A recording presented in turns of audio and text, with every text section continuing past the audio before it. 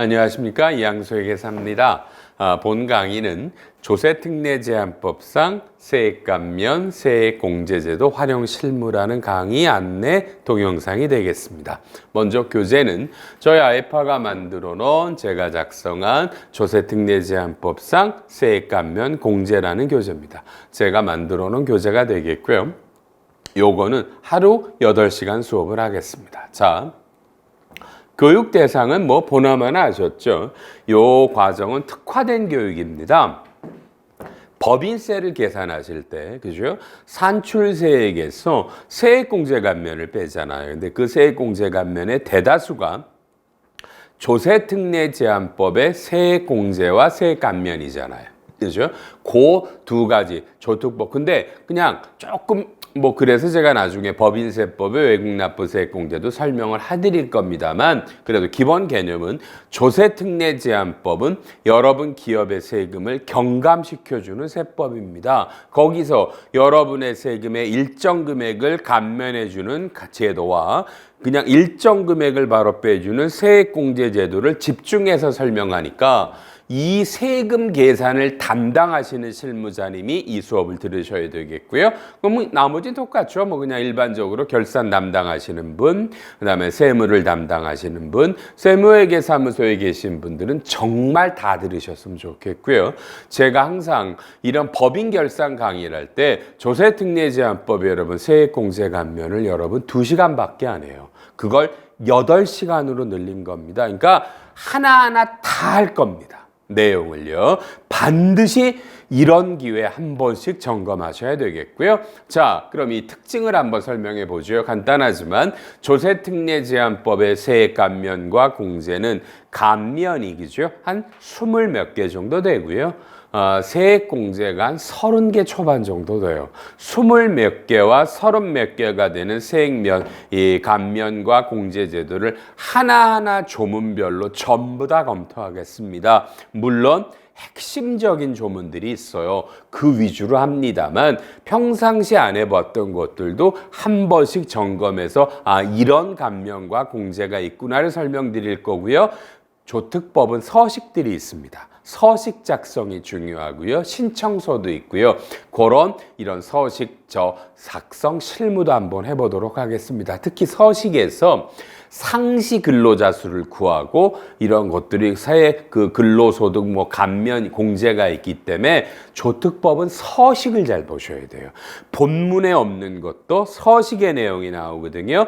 서식 위주로 한번 잡아보고요. 그다음에 나오네요. 22개 공제와 31 감면과 31개의 공제, 그리고 법인세법의 외국납부세액 공제 제도는 그죠? 조특법은 아니지만 세액공제거든요. 그런데 우리한테 중요도는 조특법의 어떠한 공제 감면 못지않죠. 그래서 법인세법의 외국납부세액 공제도 아주 깊숙한 강의를 해드리도록 하겠습니다. 자, 본 수업을 들으시는 특례를 한번 말씀을 드리고요. 본 수업을 수강하시는 여러분들은 그죠?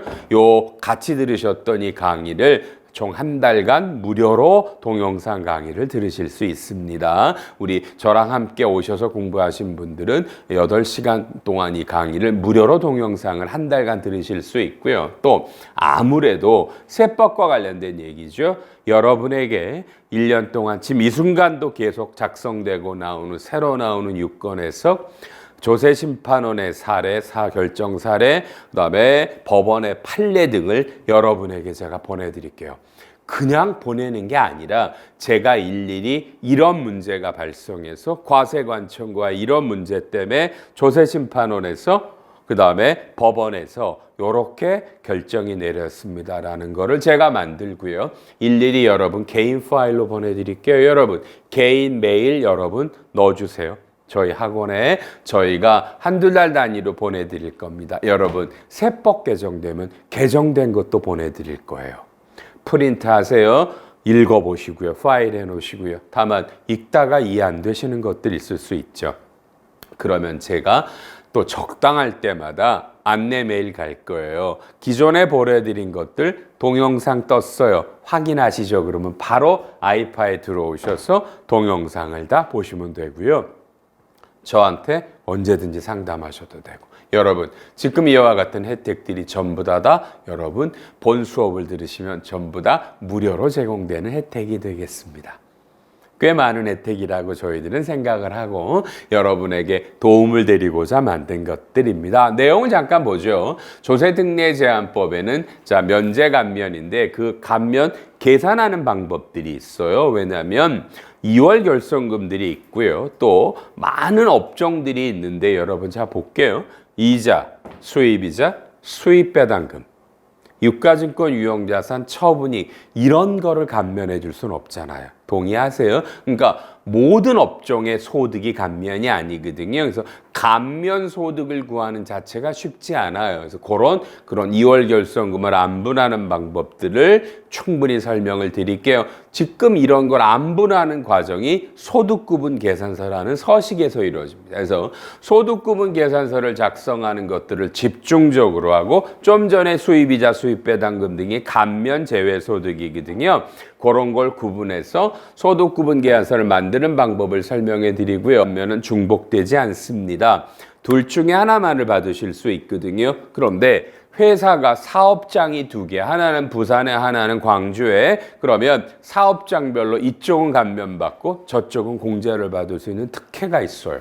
이런 것들을 잘 모르시거든요. 그런 걸 하나하나 짚어드릴 거고요. 그 다음에 최저한세라는 것들이 있죠. 최저한세 계산이 있습니다. 미니멈 텍스를 구하는 방법들, 그 다음에 농어촌 특별세가 적용이 되냐. 그러니까 세액공제 감면은요, 전부 다 최저한세가 적용되는 게 있고 없고고요. 그 다음에 농어촌 특별세가 있고 없고로 갈라져요. 제 교재에 보시면 전부 다 22개 감면과 31개의 공제 중에 이건 최저한세에 걸려요, 안 걸려요, 농특세요, 아니에요를 전부 다 설명해 드릴 겁니다. 자, 구체적인 거 나오네요. 창업 중소기업 감면. 중소기업을 창업하면 감면되죠.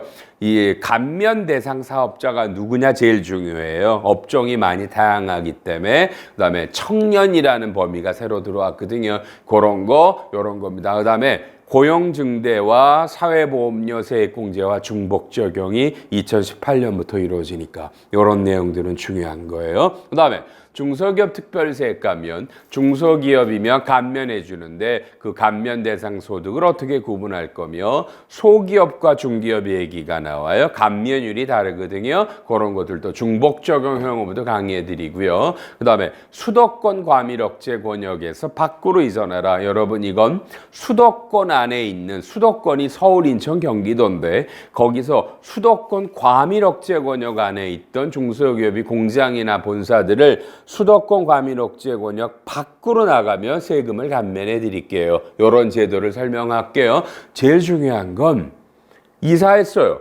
그 다음에 업종이 달라졌어요. 감면 말고 다른 업종을 추가했어요. 이럴 땐 어떻게 돼요? 들도 설명해 드릴 거고요. 비슷한데 이번에는 중소기업이 아니라 일반 모든 법인이 공장이나 본사를 수도권 밖으로 서울, 인천, 경기도 밖으로 나갔을 때 감면해 주는 제도, 이런 거를 비교해 설명해 드립니다. 아까 말씀드린 외국 납부세액 공제는 굉장히 중요해요. 외국에 다녀 있는 3가지가 있거든요. 직접, 간주, 간접. 말만 들어도 어렵네. 그죠? 3가지 제도가 있어요. 계산 방법도 정말 더럽게 어려워요. 정말. 이건 정말 어려워요.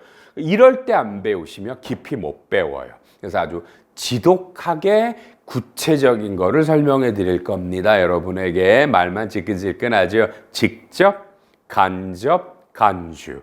이런 것들 사례 위주로 계산 위주로 해드리고요. 그 다음에 역시 세액공제 제도가 30몇 개가 있는데 최저한세가 농특세는 어떻게 되나요를 설명할 거고요. 그 다음에 중요한 걸로 중소기업이나 중견 기업에서 기계장치를 사면 일정 금액을 세액공제를 해줍니다. 옛날에 있었던 임시투자세액공제, 최근에 고용창출투자세액공제가 2018년부터 폐지됐거든요. 새로 나온 제도, 중소기업이나 중견기업이 기계를 사면 요 투자세액공제를 받고요. 진짜 중요한 연구인력개발비 세액공제. 그죠? 이건 계산 공식이 중요해요. 특히 합병 분할일 때도 그렇고요. 계산은 사례로 서식 위주로 설명해 드리고 특수한 설비 여러 가지가 있죠. 자, 여러 가지 제도에 그러니까 기계장치 일반 기계장치 말고 특수한 기계장치를 샀을 때 어떤 혜택들이 나오고 있습니다. 근로소득 증대기업 세액공제, 근로소득이 늘리면 그렇죠? 임금 3년 평균 임금 인상률보다 증가돼서 급여가 올라가면 세액공제 해주고요. 고용 증대, 사람을 뽑으면 그중에 청년을 뽑으면 한 사람당 얼마씩 빼줍니다.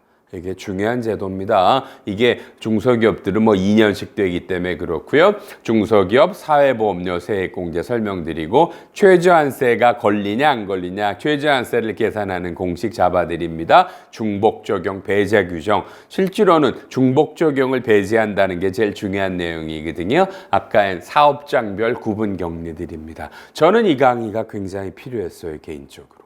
이 8시간 수업이. 그죠? 법인 결산할 때 2시간밖에 못 하거든요. 그래서 저는 이 강의를 찍어서요. 연말에 법인 결산할 때 오시는 분에게 다 사이버로 할 때 붙여서 드릴 거예요. 그럼 한 30시간짜리 수업이 되는 거예요. 제가 원했던 거거든요. 그래서 이건요.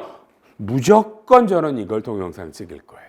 기왕이면 오셔서 함께 그죠? 저랑 이럴 때 아니면 이거 사이버로도 이건 못 보세요. 귀 힘드셔서 그러니까 직접 오셔서 저랑 하나하나씩 짚어가면서 공부할 수 있는 기회가 되면 됩니다. 저축법 세액공제 감면 배우러 오십시오. 그때 뵙겠습니다.